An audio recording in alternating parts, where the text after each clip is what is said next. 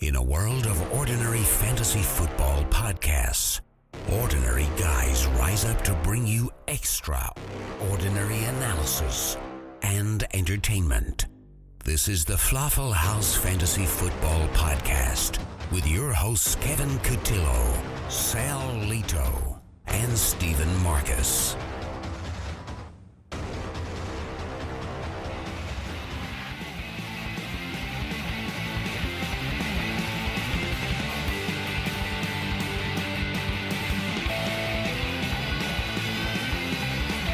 Good morning, good afternoon, and good evening. Today is Sunday, December 4th, and you are listening to the FLAFFL House Fantasy Football Podcast. I am your host, Kevin Cotillo, and I have with me Mr. Sal Lito. What is up, Kev? Not much, just living the dream, my friend. What's up with you? Oh, well, I'm not living any kind of dream, but my team won today, so that's good. Speaking of teams winning, Steve. Hey. How's it going, Steve? We have Steve Marcus Marcus not much. With us today. Just living the nightmare. The nightmare that is my fantasy football season. In case anyone's wondering, no, things have not gotten any better. I'm doing great. Thanks for asking. We are happy that you're doing great. Russell Wilson will save you, though, right? It'd be the first time.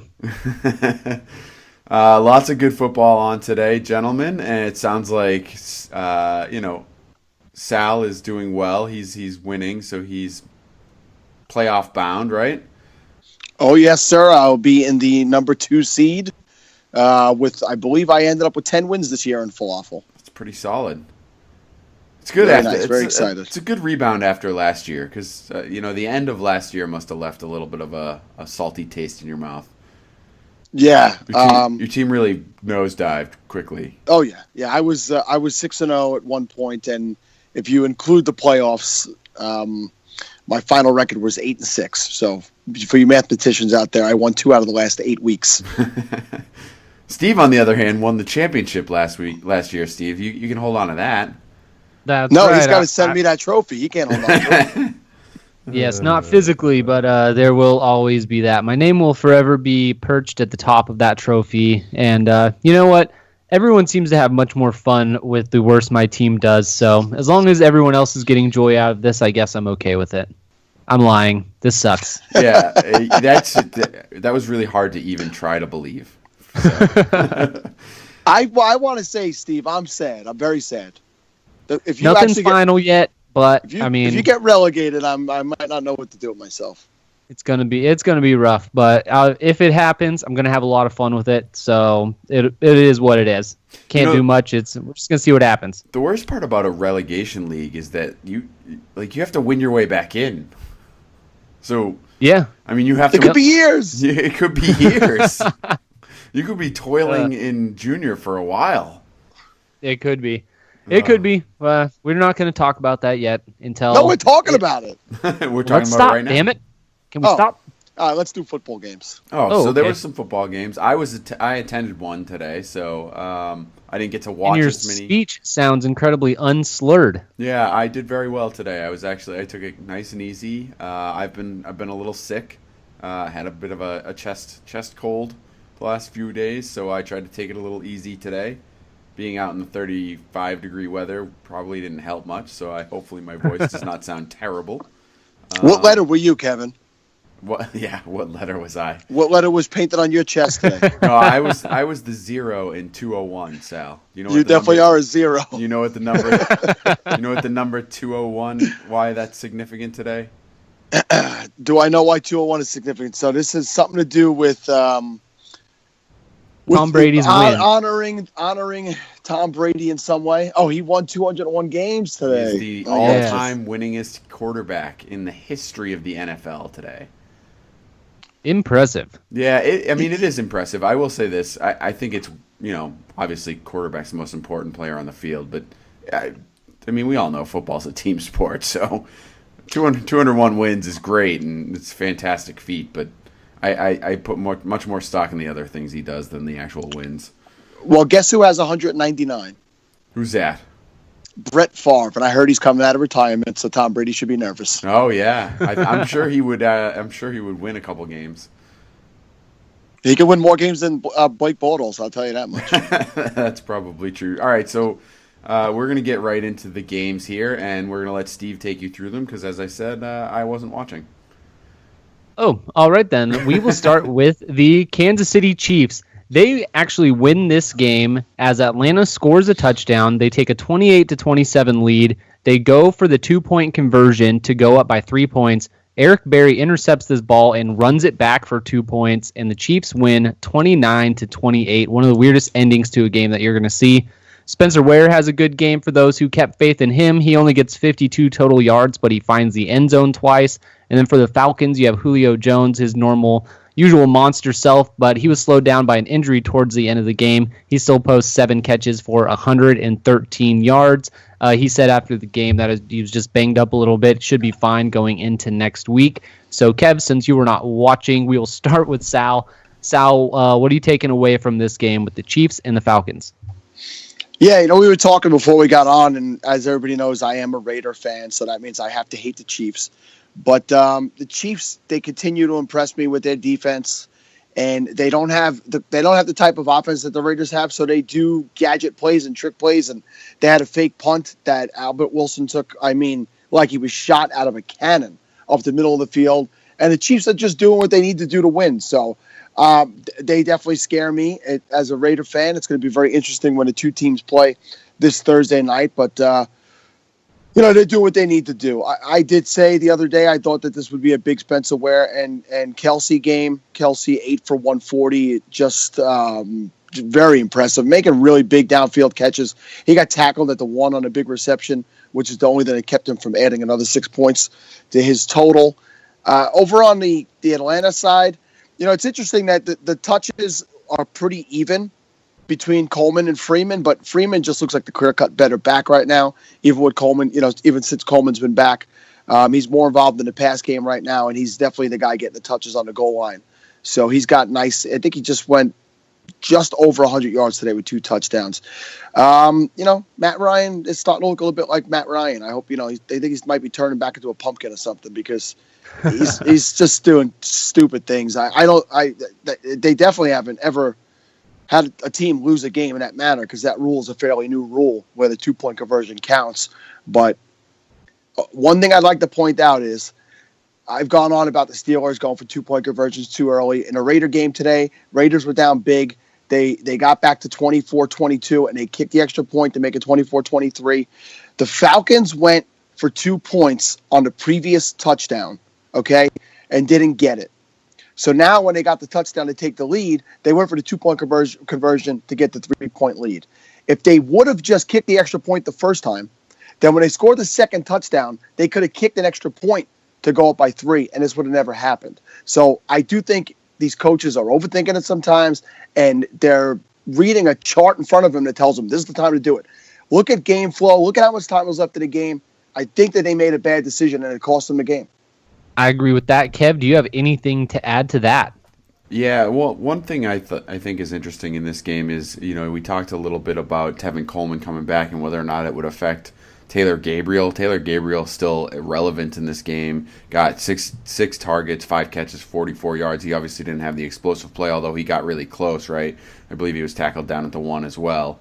And just interesting, I think it's actually affecting Tevin Coleman having Taylor Gabriel out there, which is sort of they're still throwing the ball to Gabriel, and it's kind of eating into Coleman's work in the passing game a little bit. So that's interesting to note for me. The other guy on the other side of the ball, Tyreek Hill, also 6 targets, 5 catches for 53 yards. Those are the 2 guys, Taylor Gabriel and Tyreek Hill, that we were kind of, at least me, coming into this game, I was intrigued to see how they were used because you just wonder if these guys are going to continue to get the volume. Obviously, there are guys that have been used kind of gadgety and sort of, not frequently, but Gabriel now 6 targets in the last, 4 games, is it?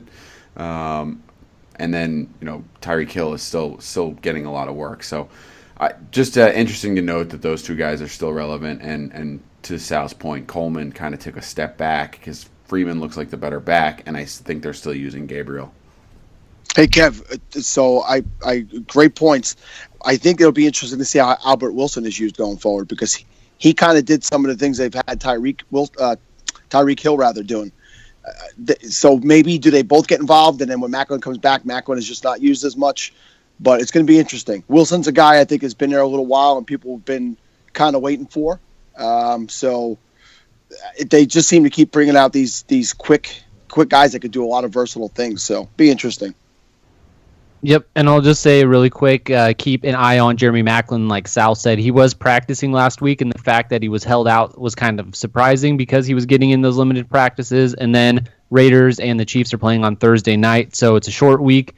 And so if he's not playing again, Tyreek Hill would be another guy that would possibly have a good week, and then Albert Wilson, like Sal had just said. So anything else from this one before we move on? No, sir. Alrighty, then we will talk about the Lions going into New Orleans, and they really just dominated the Saints. They took the control of this game early, and it was really never close. Detroit wins 28-13. Matthew Stafford has a great day. He throws for 341 and 2 touchdowns. He doesn't have any turnovers. Golden Tate catches a 66-yard touchdown. He ends up with 8 catches for 145. Theo Riddick also gets a touchdown, but that's really the only thing he does for the day. And then for the Saints, Drew Brees throws for 326 yards, but he has no touchdowns and 3 interceptions. This game was supposed to be a shootout, and at least on the Saints side of the ball, it was a really disappointment, a really bad week for fantasy football players for Drew Brees to throw up. I believe he had 7 fantasy points in most leagues.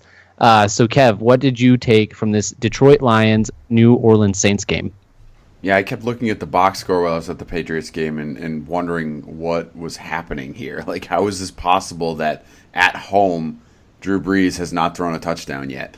It was pretty interesting. I mean, obviously the 3 picks as well. Just not a good day overall. I mean, look, I don't think you can really take too much out of this. I don't know what you're gonna. I mean, you don't expect it to linger or have any lasting effects on this. I think that they'll be back. New Orleans is obviously an elite offense, and I think you can, be sure they're going to bounce back at some point. Some of the things that I did find interesting, I know Brandon Cooks didn't have a target through pretty much the first half. We talked about him, getting some extra looks because of the complaining he did this week. Didn't seem to happen. In the second half, he kind of explodes a little bit, gets 7 catches for 73 yards on 9 targets. He actually did lead the way with targets, so that's, but you wonder if that's going to be the way it is, right? Michael Thomas seems to be clearly the favorite of Drew Brees right now, but is Cooks just going to get this amount of targets because he complained, or is it going to continue for the next week? That's something that I'll be looking for now that we're moving into the playoffs. That's going to be a big deal for a lot of people. On the other side of the ball, I just wish the Lions could run the ball even just a little. I mean, I really feel like that would help them. I mean, I know they won this game. They pretty much had it in hand, but and Dwayne Washington leaves this game, I think, with an ankle injury. Zach Center gets 9 carries for 40 yards, so he looked a little better, I guess. But Riddick can't run the ball, and he's the most versatile back they have. So I don't know. Obviously, a huge day for Golden Tate. And looking at the box score, did Marvin Jones not play? I missed that. He was out. He was out. Yep. Yeah. So, again, like I said, I don't think you can take a whole lot from this game. I think that New Orleans will bounce back, and I think that this was, Matthew Stafford and Golden Tate going up against a terrible New Orleans Saints secondary. Did you see the touchdown that Tate scored, Kevin? Yeah, I did. It was nice. Oh, my God. It was nice, but, I mean, the defense was... there was no one there. Just absolutely brutal display. And then the guys that he ran past were almost like they were in quicksand. Yeah. It's unbelievable. But, I thought that Detroit, from an NFL standpoint, made a statement today with their defense. Their defense actually forced mistakes and played really, really well. Pressured Drew Brees a lot. So I think from an NFL standpoint, this is a team that really, is saying to the NFL, notice us because we're gonna make some noise in the playoffs. I don't think they'll go deep, but I think that they're a dangerous team. I'm looking at the New Orleans leaders in fantasy points today. So number 1 was Brandon Cooks. Then the next 3 are Kobe Fleener, John Kuhn, and Lutz, the kicker. So I don't know the last time that you've seen a leaderboard like that for a New Orleans team. This game was bad from the start, and they just never got going. But with that said, Drew Brees managed to throw for another 330-something yards again today. The guy does manage to do that pretty much every game. So I know it sucks that it's 3 interceptions and no touchdowns, but much like Kevin said, I think they'll figure it out. And you put Drew Brees back in there next week. Don't shy away. People tend to do that, right? A guy has a game like this, and instead of going off the last 10 years where he's been phenomenal, they're like, I can't play this guy. It sucks. I'm not going to do it anymore. In Detroit, at one point, it looked like Ebron. They were going to Ebron a lot on one drive. I was like, wow, he's going to have a big day, and then they just seemed to go away from him. He finished, I think he had 3 catches on one drive, and he finished with 4 for 38. Outside of that, Bolden didn't have a game. I think a lot of people figured he was maybe, I even said it the other day, right? I like him more than Jones the rest of the way, but he didn't really produce for his fantasy owners either, Steve. So, yeah, I know. Did you start him today? Oh, yeah, actually I did. You assume with Marvin Jones being out, even when Marvin Jones is playing, Anquan Bolden seems to get a high volume of targets and does pretty well with them. And with Marvin Jones being out, he got less than normal. So that was pretty awesome. Maybe he needs Marvin Jones. Maybe he does. Baby, I need your loving. Very interesting. Just to piggyback off of Sal and Kev's points, Drew Brees, we've talked about it. We beat this horse to death. Is his schedule in the fantasy playoffs? He gets Tampa Bay twice, so I'm definitely making sure that he's in my lineup for those 2 games at least. Do we have anything else on this game? Nope. I'll take that silence as a no. Thank you for answering. The Patriots easily beat the Rams, which I believe everybody kind of expected. They win by a score of 26-10. This is a game that our own Wally Central attended. Like I said, kind of went as expected. LeGarrette Blount has a nice game, helped by a long 40-yard touchdown run. He ends up with 88 yards total and that touchdown. Edelman catches 8 balls for 101, and Chris Hogan has a score. For the Rams, Kenny Britt gets a garbage time touchdown to somewhat make up for all the balls that he dropped before that. Todd Gurley only has a total of 47 yards, turning in his worst game since week 1. But Kev, I want to ask you about Martellus Bennett after all the talk with Gronk being out and that Martellus Bennett is now a surefire tight end 1. He only catches 2 balls on 4 targets for only 4 yards. He does drop a touchdown pass. So I ask you, what the hell, man? Yeah, it's the Patriots, right? I mean, that's what you come to expect out of them. You think Gronk's out, you think Bennett's going to slide right into that role, and he doesn't because he's not Gronk. And the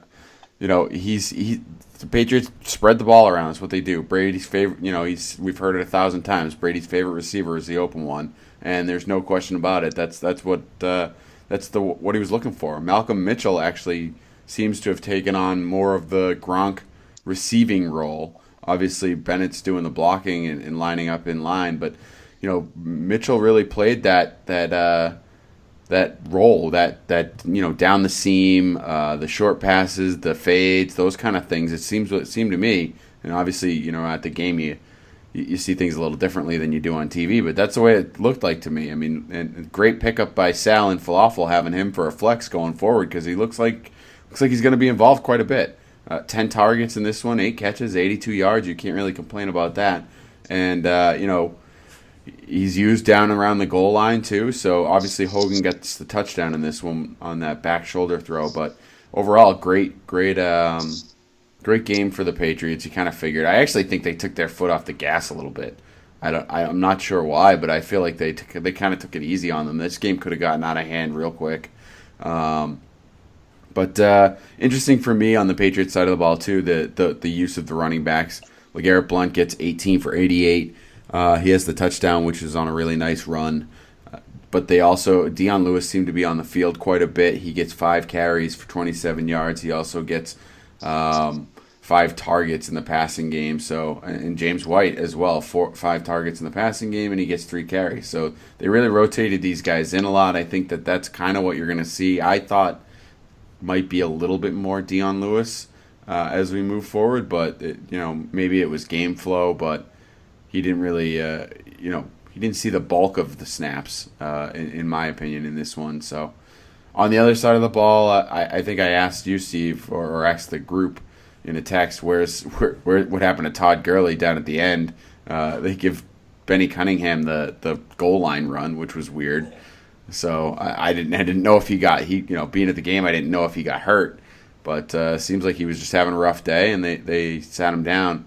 I hated the long pass to Britt at the end of the game because the defense played really well and seemed to be screwed at the end there. But what are you going to do? I love that because I started him in 2 50-50s today, and I was like, Jesus Christ, he's killing me. And then, boom, that last drive actually put me in the green. So I was good. I actually won because of that. He gets a 66-yard pass and then another 1-yard touchdown catch. So, it made the defense not look like they were having as good a day as they did. So that's why I hate it. But for fantasy purposes, it's great for people who own them.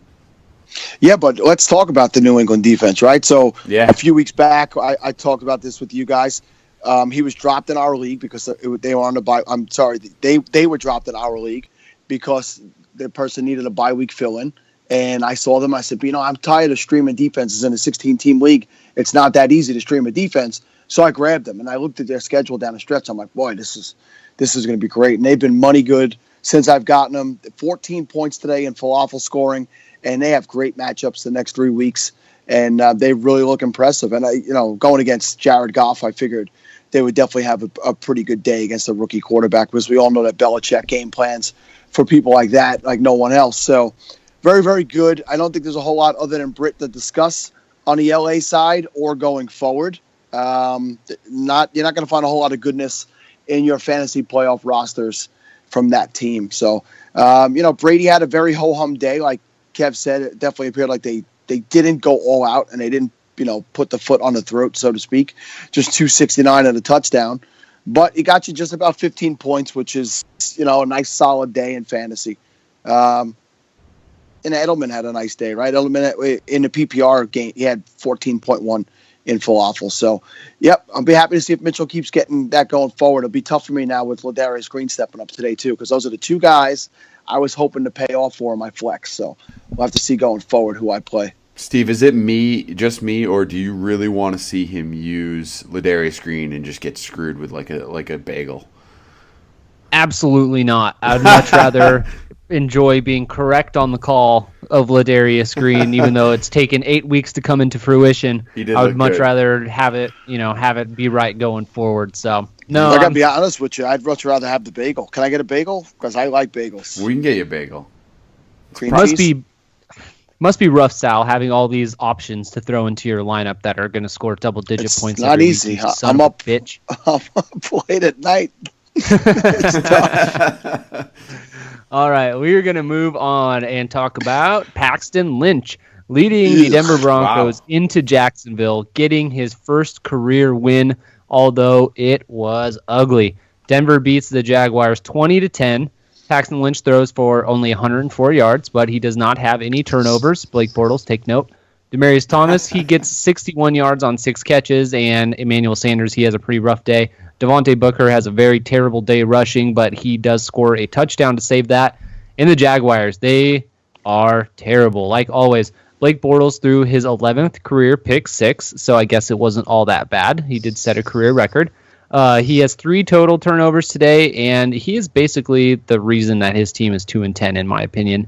I think that they're going to be in a pretty prime spot and have a choice on their hands in the draft as to whether or not they are going to draft a new quarterback. So, Sal, we will talk to you. What did you take away from this Broncos-Jaguars game? So, Blake Bortles actually ran for a touchdown in this game, right? And those are worth 6 points. He finished with 10.1. Means he scored 4 other points the rest of the day. I tried to defend him a few weeks back. I had a bet with Kevin that he finishes a top 10 quarterback in a specific week. He is just garbage. He should be dropped in every league. He shouldn't be on rosters. It's an insult to other people who are sitting on waivers to own that guy. A complete insult. Another impressive defense today. Denver's defense was the highest scoring fantasy player for Denver today by 5 points. They scored 15 points, and the next closest person was Devontae Booker at 10.2. So we also discussed this, being that Steve and I are fans of teams that are in the AFC West, that Denver has a problem going forward. They really just do not have anything going on offense. They were lucky to be playing Jacksonville today. But coming off of last week's loss, it's nice for them to get a win, but you can't keep doing it with smoke and mirrors in the NFL. It's going to catch up to you sooner or later. So it'd be interesting to see if they get anybody that could do anything in the quarterback position. Not that they're going to get anybody. Can one of those two guys do it? Kev, What about you? You have anything to add to this one? Yeah, not really. I think you pretty much summed it up. There's nothing on Jacksonville that's worth even talking about. TJ Yeldon gets the bulk of the carries, and he does nothing with it because Ivory's out. Everyone else on the team seems to suck at football, so that's interesting to me. On the other side of the ball, I think you're right, Sal. I think they got to get something out of the quarterbacks. It's such a talented roster. Steve, I will ask you this, though. Capri Bibbs got 5 carries for 49 yards. What happened there? Did they bench Booker because he was so ineffective? Or what happened? Yeah, I definitely think Capri Bibbs was getting in there because Booker was having such a rough time, and then Bibbs looked good, and then he went down with an injury of his own, so Booker was forced to come back in. So that will be a pretty interesting situation to look at going forward into the fantasy playoffs, because it definitely, not only did he come in, he was effective when he was in there. I believe he had 45 yards on only 5 rushes, so he looked pretty good. And because, like you guys said, Denver's struggling so much on the offensive side of the ball, they got to do whatever they can to get as much production out of as they can. So that is definitely a good point to bring up, and something you're going to want to keep an eye on going forward into the coming weeks. Also thought that it was interesting because there was a lot of talk, at least I heard a lot of talk this past week about how Emmanuel Sanders is the number 1 in this offense and things like that. I think we might have even touched on a little bit, but Demaryius Thomas, to Sal's point, Sal said 100 times, and I agree with him. Demaryius Thomas would be a top 5 wide receiver in the league on just about any other team, and maybe not Jacksonville. But as he's right, I mean, Demaryius Thomas is still just as important to this offense as Emmanuel Sanders is in my mind, and he gets he out-touches Sanders in this one, 6 catches for 61 yards to Sanders' 3 catches for 28. So they got to figure out the quarterback, and maybe that'll help those guys, and it might even help the running game. Indeed, we can only hope, as all Denver Bronco fans out there, hoping to squeak out a playoff spot. It was good to see the Dolphins lose today for that. All right, we move into snowy Lambeau Field, where Green Bay beats the Houston Texans 21-13. Jordy Nelson has over 100 yards receiving and another touchdown for his comeback season. Randall Cobb scores a touchdown, and the hashtag Free Ripkowski movement is going full steam. He gets another touchdown as well. And then for the Texans, DeAndre Hopkins, he scores a touchdown in garbage time to reward any owners that have continued to start him. But overall, it was another ugly game for Brock Asswasher and the Houston Texans. Big news out of this one is Lamar Miller. He gets injured in the beginning of the game, leaves for a little bit, comes back, but he does not do much when he does come back. So, Kev, what do you think Houston is going to do going forward if Lamar Miller is hurt, and what should fantasy owners do about that? Nothing, because the other guys all are terrible as well. I don't know. But Alfred Blue got 5 carries. Jonathan Grimes got 5 carries. So, they were both okay. Actually, they're good yards per carry averages, but I don't think either of them, for one, you're not going to know which one because it looks like they're going to use both of them. For another, if Lamar Miller misses any time. And for another, Akeem Hunt's probably still around. He might mix in there. He was a talk a couple of weeks ago. So if Lamar Miller doesn't play, I don't think you're really going to be depending on anyone in the Houston rotation. And that's tough because Lamar Miller is a guy that's, while he hasn't put up a lot of high-scoring games, he's been fairly consistent throughout because of the volume he's been getting. So if he's a guy you need to replace, there's going to be some struggles there, and you're going to have to – you might have some hard choices to make. So, as far as other things in this game, DeAndre Hopkins finally gets in the end zone, 58 yards and a touchdown, which is great for a lot of people. But Will Fuller, 6 targets, 5 catches, 59 yards. He had a decent game. Fedorowicz, a lot of catches, 6 catches and 44 yards. So no touchdown for this one, but he's still pretty relevant at least in PPR leagues, so that's good. I think that's it's really. I mean, man, Asswasher just kills this team. He really Killing does. them. He's killing So them. let me ask you, Sal. Next year, Lamar Miller for this season, he was a second round pick consensus basically in every league that I was in. Do you think he drops quite a bit next year in draft value? Because this has got to be 3 or 4 years in a row now where people have been touting this guy and he just hasn't come into fruition as people have thought. Yeah, definitely, and he's also injury prone. He's soft, so to me, he's not an RB1. He's a high end RB2, based on what we've seen here. And we'll have to see. He's definitely not a second round pick. I would be touching him in the second round. I mean, we talked about it. That's why the Dolphins actually used him correctly, because you can't use him as much as the Texans have been without running him into the ground. He's fragile. Like Steve. Fragile. But that's more his emotions. Yeah. Steve's emotions. That's true. But that's true. Kev, I want to bring up something about Fedorowicz. Ryan Griffin got a lot of play in this game. He got a touchdown, nice touchdown. And Griffin was the guy I think at the beginning of the year people thought would be more the pass catching tight end. I don't think that he's by any chance, any way, shape, or form taking over the position, but I think that he'll be involved more, which could affect Fedorowicz's value going forward and what his point totals will be. Quick question for both of you guys without looking. Do you know who led the Packers in carries today? Ty Montgomery. Christine Michael. Wow. Had the That most. was my second guess. He had 9 carries to Montgomery's 6 and Starks' 4. Sloppy game, and it's hard to get a read on things when a game is played like that because the passing games are so restricted. But very interesting to keep a note on. I mean, Starks got 4 carries for 1 yard. So 26 carries for the entire team, and there's 6 different players.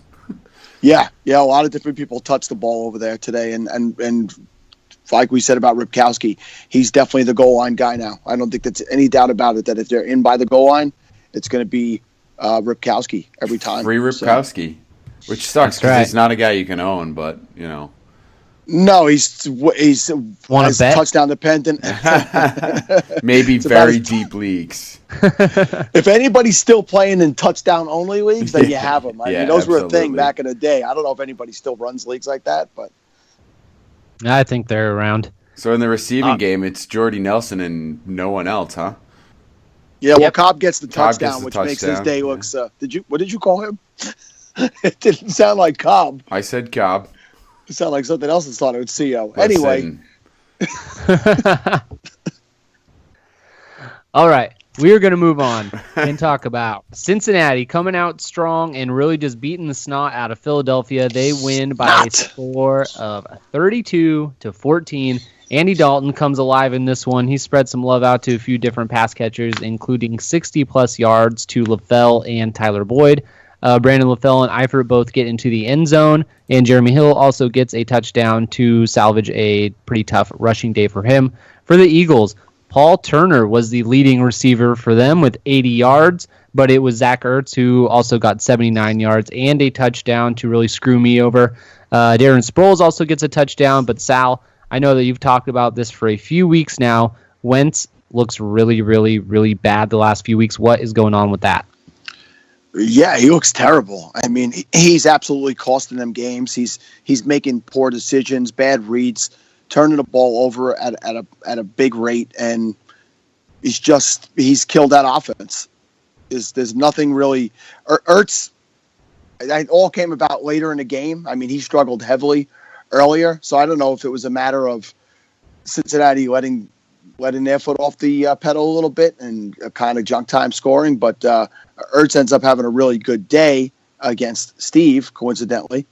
But I'd be very nervous. No? It's not really a coincidence. It happens. Oh. Very used to it by now. I'd be nervous playing anybody in the receiving game going forward. Ertz has had some good matchups, and this is the first one he's come through on in a while, so makes me a little bit nervous what's gone on in that offense. On the Cincinnati side, Andy Dalton, this is the guy I think that they hope was going to show up at the beginning of the year. I mean, he played like an MVP candidate today. There's not a lot of weapons left in an offense outside of Eifert.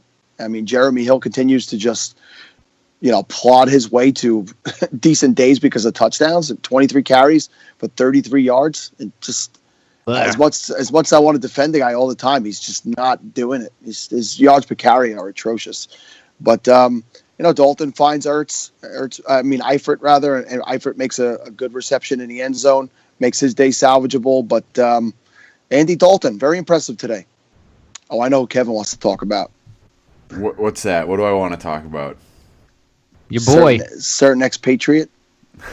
Oh, or that boy. No, I don't really care about him. 5 catches, 95 yards, and a touchdown. He had a good day. Brandon LaFell, obviously, is what we're talking about. Boyd is my boy, and they're just underutilizing him. He could be way better. He's way better than Sterling Shepard. That's false. That's a lie. Sterling Shepard scored a touchdown today, Sterling buddy. Shepard did score a touchdown, a late touchdown. I mean, come on. Yeah, that was it. Did you guys see that touchdown? It looked like Eli Manning just threw it up in a corner, and Sterling Shepard looked up and was like, "Oh my God, it's over there." It was a Rookie of the Year floater. Sal, you're not very good with the foreshadowing, by the way. We tease things and then you just go into the explanation of them. Nothing. Well, I thought we were talking here. Oh. Anyway, that's not what this podcast is for. Yeah, it's not about talking. Look, I know there was parameters that I had to stay within. I never got the message. Oh, jeez. Oh, boy. Kev, tell Steve would point this, how much time we're in so he can beep that.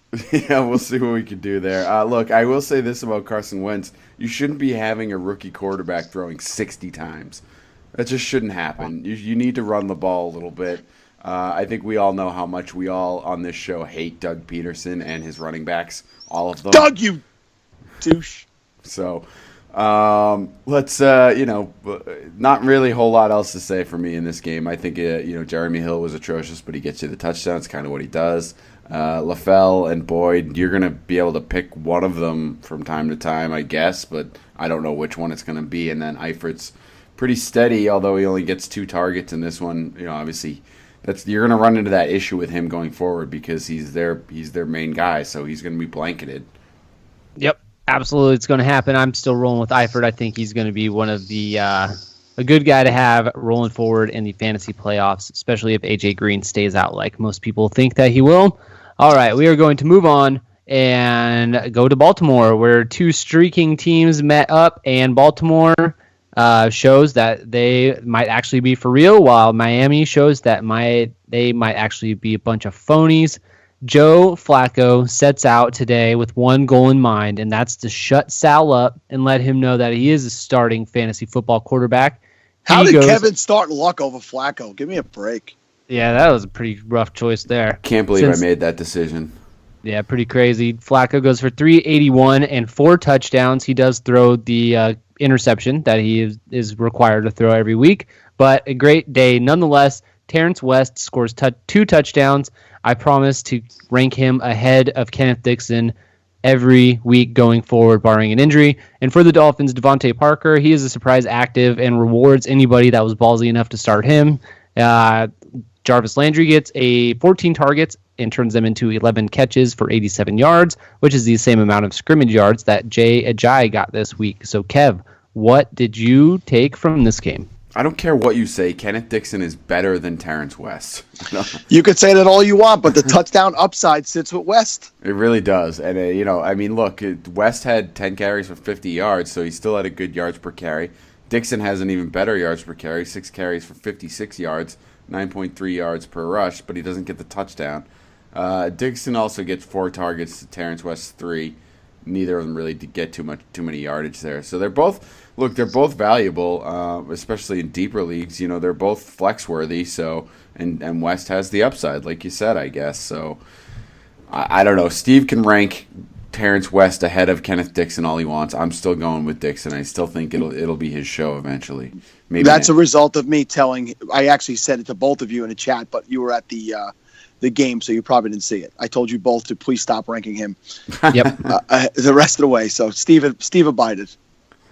The dude abides. I don't know how you got through the opening of this game, Steve, without talking about a Baltimore tight end who gets 90 yards and 2 touchdowns. Man, what's rough about that one is that he's not scored a touchdown all season, so he's not in any of my lineups. And, of course, he goes off for not 1, but 2 touchdowns. Happy to see Dennis Pitta score some touchdowns again, but it did not help me in any way, shape, or form, unfortunately. He was the story in the passing game, although, of course, Terrence West gets a receiving touchdown as well. So, Brashard Perryman had a nice 53-yard catch, too. Not a lot of usage for Perryman, but you can tell he's got talent. I'll be excited to see what he does next year with a little, hopefully he has a full camp and is healthy going into the season. So, on the other side of the ball, look, I don't know. The Dolphins are terrible. I think they, Sally, you said it before the show, right? That they showed the team that they actually are. This is who they are. Ajayi gets 12 carries for 61 yards, but they were down so quick. I think it just kind of limited his potential in this one. It was nice to see Landry get a large number of targets again, 14 targets, but so a lot of people may have actually benched him at this point, so that probably doesn't help as many people as it would have. And Devontae Parker scores, so that was nice. I don't really have anything else to say about Miami, though. There was a nice touchdown too by Parker. So I mean, he's starting to look like the more talented wide receiver if he could just stay healthy. But I mean, 87 yards on 11 receptions for Landry. It's just it's tough to watch. He's those like running back numbers, So Ajayi, it's a shame, Kevin, like you said, because he actually ran well. He had some nice runs against the best run defense in the league, and he looked like he could actually move the ball on them, but they just couldn't afford to keep going to the run, I actually did have Pitta in a lineup today, but it was a 32-team league, so I can't take too much credit for that. But I was excited to see that happen. It helped me beat Gio. By the way, Gio, I don't even know if you're still paying attention to that league, but I beat you today. And I'll tell you this about my friend Joe Flacco. I'm going to advise you to keep him on your bench for the next 3 weeks and do not play him during the fantasy playoffs. I don't give a goddamn how many touchdowns he passed for today. Put him on the bench. Put him on the bench. All right. I would just say real quick, that Brashard Perryman touchdown, that guy turned on the Jets after he caught that ball, and he left a few people in the dust. It was a pretty impressive touchdown. And hopefully he can come into the season healthy, like Kev said, and show us a full season of what he's got. All right. Absolutely an early sleeper for next year, without a doubt. Yes. Early sleeper. Speaking of turning on the Jets, did you guys just see the touchdown by Tyler Lockett? No, yeah, it was a super awesome handoff. Thanks. It was an awesome handoff. It was a handoff. So let's move on and talk about one of the ugliest games of the day. Chicago is able to roll to a 26-6 win over the 49ers, who dropped their 11th game in a row. Jordan Howard was the story in this game. He rushed the ball 32 times for over 100 yards and 3 touchdowns in the snow. For the 49ers, Colin Kaepernick, fantasy darling of the last few weeks, totals just 2.2 fantasy points before he gets benched. I believe I saw that the 49ers totaled just 39 passing yards all game. Wow. Sal, what do you want to talk about in this game? I'd love to talk more about Jordan Howard because that was fun to watch. Anybody who's been wondering if it's his backfield, I think that's quieted down, right? I mean, Langford barely touched the ball today. Carey had more touches than Langford. So Jordan Howard had 32 rush attempts for 117 yards and 3 touchdowns. Now, it's not a great yardage total, actually, considering it was 32 attempts, but it was a crappy weather day, and he was the guy that they leaned on to win the game for them. So it's very exciting to see that going forward. There was no completions by either team in the first quarter of this game. Did you guys know that? Yep. I think they said it might have been the first time in NFL history, and there was not a single completion. And then they finally completed one in the second quarter, and it got called back on a penalty. So this was a pretty ugly game early, and then really for 4 quarters for the 49ers, it was ugly all the way around. I don't know that you have to worry about Kaepernick being benched. Chip Kelly did say it was more just to spark the offense. So if you have him, and we just discussed him on last week's show, about, is he somebody you could trust or bust? And I know Steve felt he wouldn't trust him, and Kevin felt he would. He's a guy I think you can kind of write today's game off. It was more of a weather issue, and he's never played in the snow before. They made that announcement during the game today, so I believe he's a Vegas, grew up in Vegas, this guy, so he's not used to that cold weather stuff. He needs to be out there in San Fran, and he'll probably be fine for you. But as far as the wide receivers go on the Chicago side, today was Bellamy's day, 4 for 93. So, like we were saying the other day, I believe Marquise Wilson didn't even touch the ball in this game. So, like we were saying the other day, going forward, it's probably going to be very tough to figure out who the wide receiver to play on his team is. So, other than Howard, I don't touch anybody going forward on the Bears. Not Bears. Kev, anything to add here? No, I mean, I think Carlos Hyde continues to get you solid production. Doesn't get a touchdown in this one, and then remember when Vance McDonald was a thing? That was fun. Short-lived, very short-lived. Only 2 catches on 4 targets. Obviously, the passing day in San Francisco was abysmal anyway. So, not a whole lot else to take away from this one. Jordan Howard is the guy. I think you can use Carlos Hyde as a or running back 2 or flex, and that's about it. I do still like Kaepernick going forward. This game aside, I think Sal's right. I think you can write it off and look towards the next one. All right. Well, good luck with that, you guys. As a Broncos fan, it pains me to say this, but I've been saying it all season. These Raiders are pretty fun to watch. They win another high-scoring game against the Buffalo Bills, 38-24. Latavius Murray has a great day, gaining 105 scrimmage yards and scoring 2 touchdowns. Amari Cooper and Michael Crabtree both get into the end zone as well. LaShawn McCoy, he's pretty awesome. He is like a pinball on the field. He gets 130 rushing yards to go with 7 catches and another 61 receiving yards. He gets 2 touchdowns vultured by Mike Gillislee, or he could have had a really, really great game. So he's a legit no-brainer starter every single week. But Kev, Sammy Watkins has come back. He only has 3 catches for 38 yards on 9 targets. Is this a guy that you're going to be able to trust putting in your lineup going into the fantasy playoffs? I thought so, given that there's not anyone else stepping up in the Buffalo receiving core, but they just no, I guess not. I mean, look, I think again we talked about it a little bit when he came back last week. You're not expecting a ton out of him, right? Because you've gone your entire fantasy season without him. So you've made other arrangements. If you've gotten this far, if you've made the playoffs, you did it on the back of other guys. So at most you're using him as a flex, right? That's probably where he is for you, unless you're in a deep league where somehow someone else went down or you had some other injuries or things like that. But so if you're depending on him as a flex, I think he's a great flex because you could get a game like today where it's 3 for 38 and it's not it's not a great day, but he gets you a few points and you move on. Or you could have a day like last week where he had 80 yards on 3 catches. So, I mean, and then eventually he will get in the end zone. But I think that's pretty much what you got to take from him as far as, that's how I look at him anyway. If you're counting on him for too much, I think you're going to be disappointed. But he's going to be a pleasant surprise on some people's roster.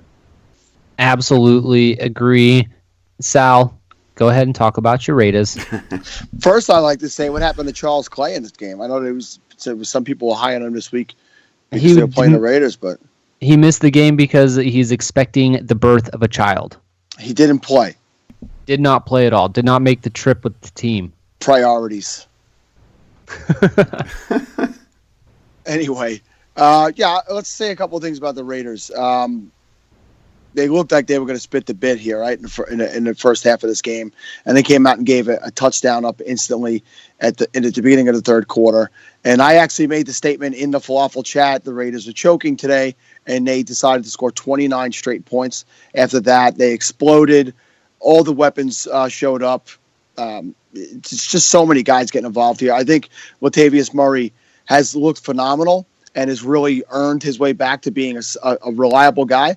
But Jalen Richard is still getting touches and looks good as well. So Jalen Richard is a guy that, especially in deeper leagues, I'm adding him and I'm having him there because if something happens to Murray, he's going to be the guy. And he really does. He makes things happen. He's an exciting little player. So it's fun. It's fun right now as a Raider fan.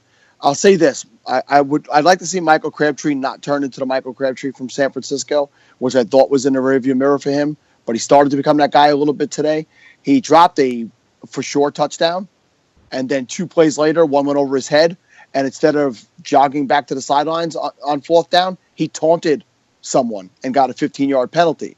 I don't understand. You just dropped a touchdown, cost your team a touchdown, and then your team's now settling for a field goal because you dropped that touchdown. So don't be a go to the sidelines. All right. There's people in this league who have said he's not a good guy, he's not a nice guy, and it's starting to concern me a little bit. I thought he could be more of a team leader. Amari Cooper on either the first or second play of this game took a little slant pass and just darted up the field for like a 60-yard gain, and it got called back because an offensive lineman who was warned already previously on the drive to line up in a proper position did not. So this is a concern for the Raiders. They make stupid mistakes like this all the time.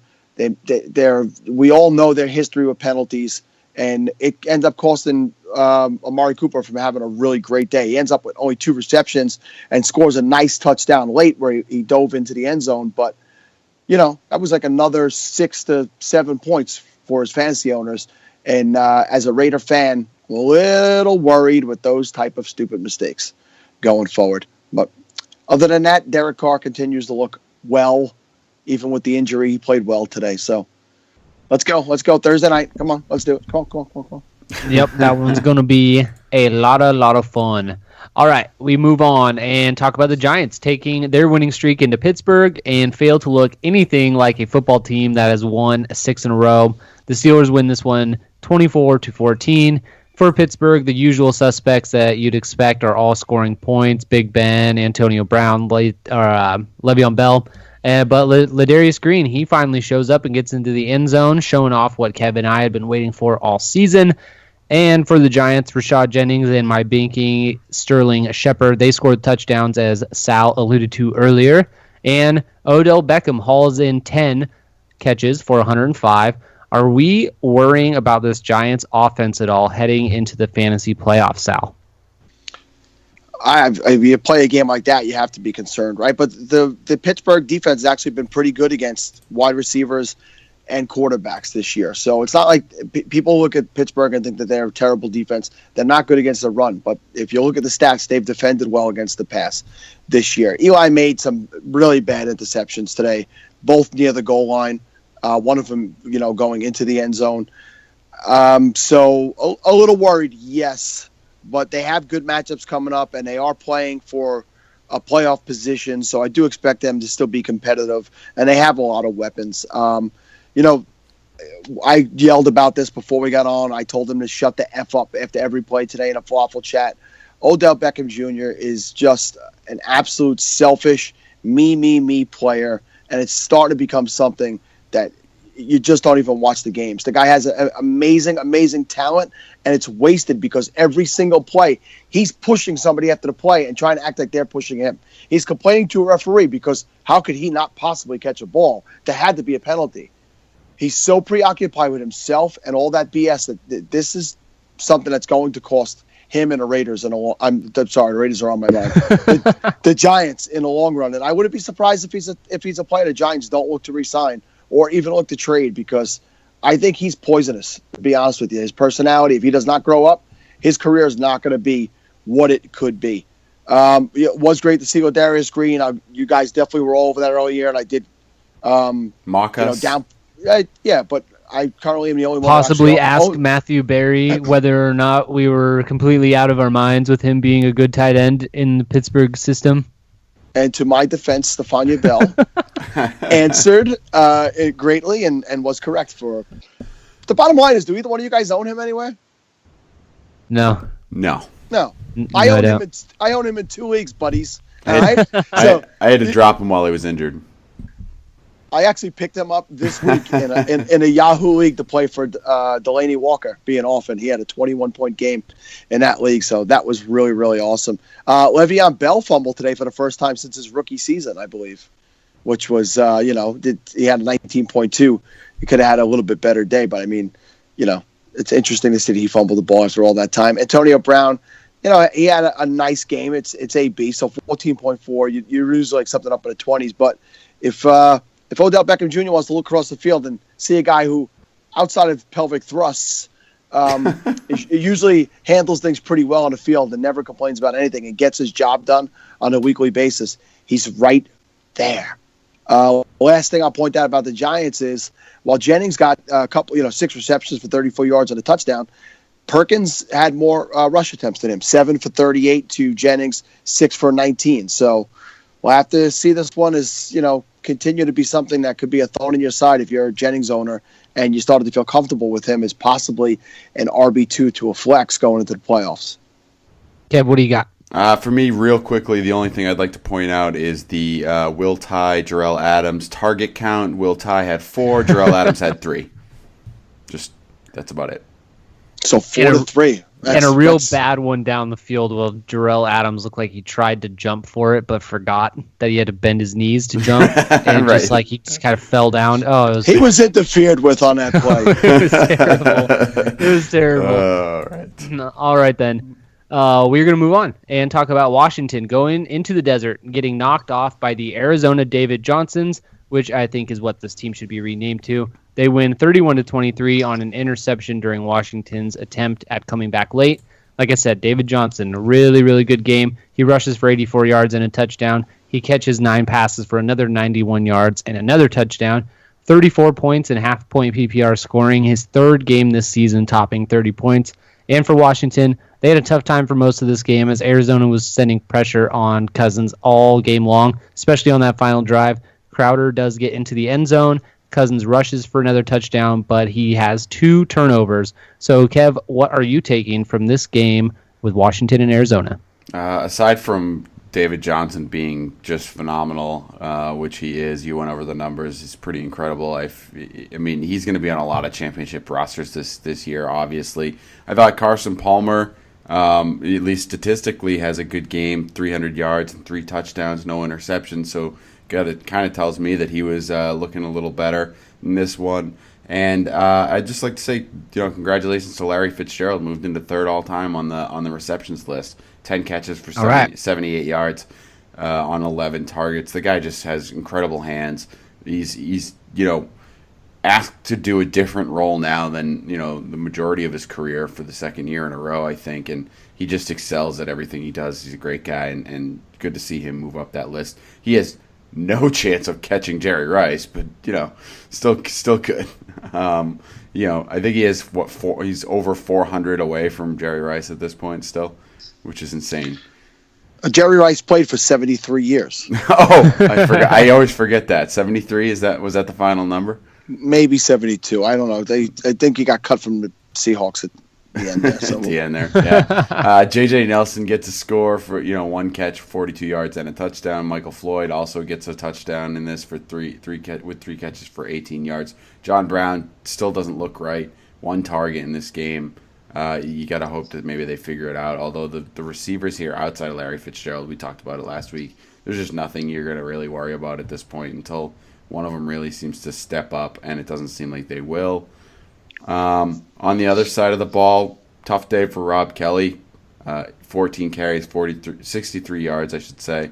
Doesn't really get a whole lot done on the ground there. It doesn't help too many people out with that. And as we've talked about, he's just not involved in the passing game, so you're gonna struggle to make up points when he has days like this, and he has a tough schedule going forward in the fantasy playoffs. So definitely a guy you want to be careful with for usage. Outside of that, I mean, Vernon Davis, 5 catches for 47 yards, which was pretty nice if you had him to replace Jordan Reed. And that's it. Jamison Crowder, 3 catches, 42 yards, but he gets a touchdown again. So he's still having those days where if he doesn't get a lot of yards, he makes up for it with a touchdown. So a good comparison people have been making was him to Eric Decker last year, where he always seems to have that. He'll get that touchdown to balance out the day. If not, he has the yards. He's pretty consistent and reliable on a weekly basis. Yep, that is a good comparison. Sal, do you have anything else to add to this game? Yeah, I mean, I don't know that this means you should trust Carson Palmer going forward. He did play a good game, but it's just is a guy who every time you seem to write him off, he has a good game, but then every time you feel comfortable with him again, he really boinks you. Boing. I would wait to see how he does against a more a tougher defense than Washington, personally. Right, true. I know that we all had him ranked pretty low this week, but not somebody I get too caught up in. No, I don't have much else outside of that, other than Kevin. John Brown really wasn't on the field much at all. They were constantly showing him on the sidelines. So I was surprised he even got the one target. I figured he didn't even get one. So yeah, it's definitely something. I would think John Brown in redraft leagues is droppable. Yep. I would agree there. All right, so our final game of the night, we are going to talk about the Buccaneers traveling to San Diego and stealing a win from the Chargers. They win 28-21 and tie the Falcons for the division lead in the NFC South, temporarily finding themselves as the 6th seed in the NFC playoffs. Jameis Winston throws for 280 and a touchdown, but also has an interception. Mike Evans only gets 3 catches for 38 yards, but he does get a 2-point conversion to help out. Do not panic. The man is going to help you win a fantasy football championship. Doug Martin, he rushes for 45 yards, but he was absent from the final few drives for the Buccaneers. He got bent backwards. So as of right now, it does not look like anything to be worried about. For the Chargers, you have Phillip Rivers throws a very costly pick 6, which shouldn't be too surprising. But the star of that team was Melvin Gordon this week, just like Sal predicted on Thursday. He rushes for 84 yards and also adds 54 yards receiving. Dontrell Inman and Tyrell Williams ends up being active, and he scores a touchdown to help anybody that had started him. Dontrell Inman also scores a touchdown. So, Sal, what did you take from this game? Yeah, the other thing I said the other day about this game was that I don't trust Phillip Rivers going forward. He's a guy a lot of people are high on based on his schedule going the rest of the way, but I pointed out that he makes mistakes, and he made 2 of them today, 2 bonehead mistakes, and pretty much cost his team the game. I said he's not reliable in fantasy, and in the NFL, the reason his team hasn't won is partially his fault. He's not a champion. That's my opinion on the guy. He doesn't know how to win. He'll put up big numbers and throw the ball all over the place. He does not have what it takes to win in the NFL. He doesn't have what Ben Roethlisberger has. There's a difference. They came out the same year. So even Eli Manning has come up big in big spots to win games for his teams. And week after week, Phillip Rivers just does not do that. So he's a guy, I'm holding on to him, but if he's my only quarterback going into the playoffs, I'm not excited. I'm definitely not excited.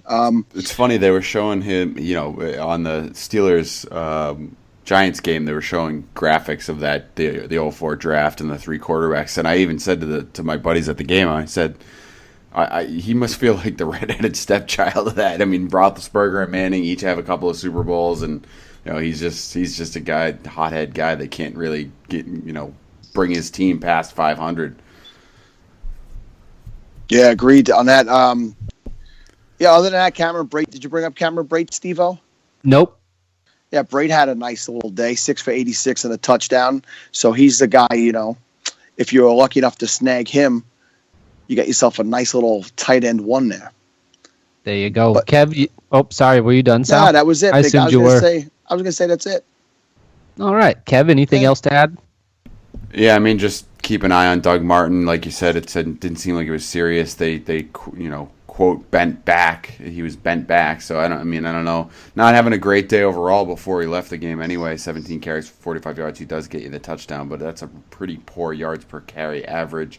San Diego's been a decent defense against the run this year, so keep an eye on him. Jacquizz Rodgers is again the guy that you want to own, although Charles Sims may be coming back as well. So that's about it for me as well. All right, I believe Charles Sims is able to be activated from the IR as soon as next week. So if there is something wrong with Doug Martin, at least they will be getting Charles Sims back to help fill in. If he is available out there, you might want to look into picking him up. So we are done. We did it. We've done them all. Nice job, Steve. Woo-hoo-hoo! I appreciate your efforts through that. And why don't you get to your final thought? All right. Well, thank you, everybody, for sticking around. And if you'd like to follow us on Twitter, you can do that at FLAFFL House. You can follow me at Sid Skeet. I don't know if Kev did these at the beginning. You can follow him at Wally Central and follow Sal at Lido Sal. You can like our page on Facebook. Just search for FLAFFL House. You can find us on Instagram. Also go to falaffelhouse.com for daily fantasy goodness. And please be on the lookout for the FLAFFL Playoff Challenge. It is going to be fun. If you are eliminated from the fantasy football playoffs, this is something that'll keep you interested, a game to play throughout the real NFL playoffs. So stay tuned for more on that. Sal. And I am actually working on that. Steve's yelled at me enough. I don't believe you. Work on it. I think it's funny that he steals it as his final thought, even though it's your game. Yeah. But Steve likes to get all falafel-related things into his final thought, and I appreciate that. And he also knows that I never have a good final thought, which is why I'm stalling now. So other than that, I'll see all you guys around the Falafel chat on the Fantasy Life app, where we're always having a good time on football Sundays and Mondays and Thursdays. Kevin? I just want to say it's a pretty cool thing the NFL did with the My Cause, My Cleats thing. There's some pretty cool shoes out there this week, so if you didn't get a chance to see too many of those, check them out. You can Google it and find out what's going on there. They all pick charities and the charities that they do work with, and dressed up their cleats to work for, to signify that their support for that charity, and then they'll be auctioned off. So take a look at that stuff, maybe bid on some if you're interested, but just a cool thing that they did. So I thought that was pretty interesting and thought I should bring it up here. That'll be it for us. All right, we will be back with you on Tuesday night for us, which will be Wednesday morning for most of you. And until that time, Steve, hit the button.